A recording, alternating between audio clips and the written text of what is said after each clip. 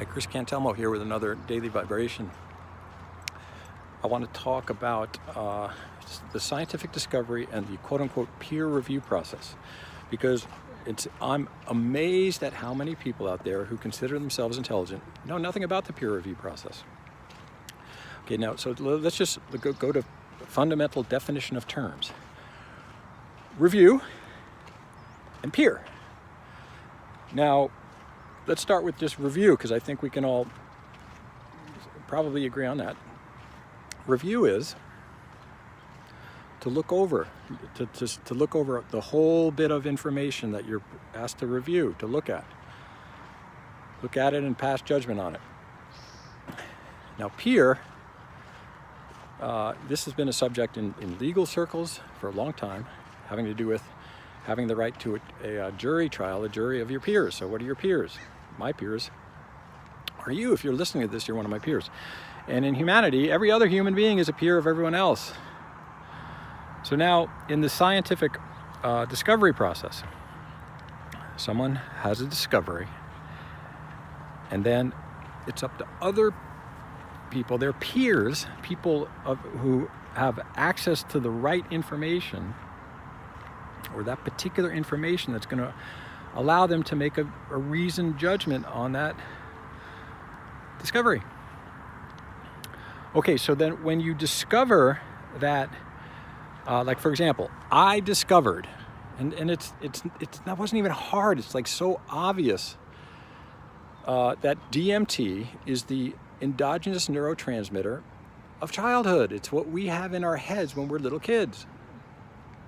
How do I know that? Because when you do it, you see it. It's like it's obvious. Like you go back to that beautiful, incredibly beautiful world of your childhood, where there are elves around, and there are what I describe as aliens and these other life forms, and so anyway, so I have this discovery, and I start writing about it on Reddit and online. I start talking about it endlessly, and people come out and say, "Well, we're not going to believe it until we see a peer-reviewed article about it." Okay, we're not going to believe you. Okay, well now, so now let's think about the way that you're. So now people are saying they're going to believe some other stranger who they've never met, some other stranger, to do a peer-reviewed article. So now let's think about how they're going to get information about this, because it's an experiential thing.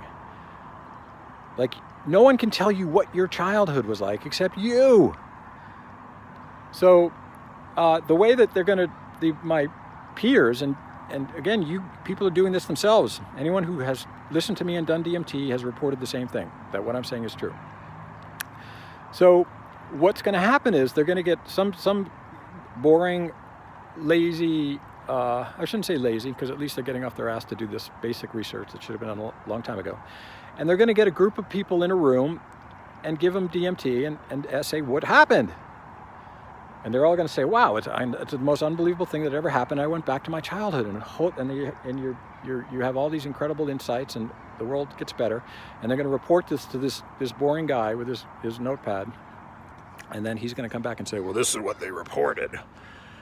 Now, we can't confirm any of it because it's just personal, their renditions of what happened to them when they were under the influence of this drug. Okay, yeah, great. So the peer review process is people who have access to the information they need to make a reasonable conclusion about the discovery or the theory being proposed. Now, the only people who have that information are people who have experienced DMT. Everyone who has experienced DMT says about the same thing. You enter other dimensions. You see things in these other dimensions. They have a very alien form oftentimes that you can't see in the default dimension of adult humanity. Now, you are my peer. Those of you who have done DMT agree with me. Those of you who have not done DMT, listen very closely to your peers.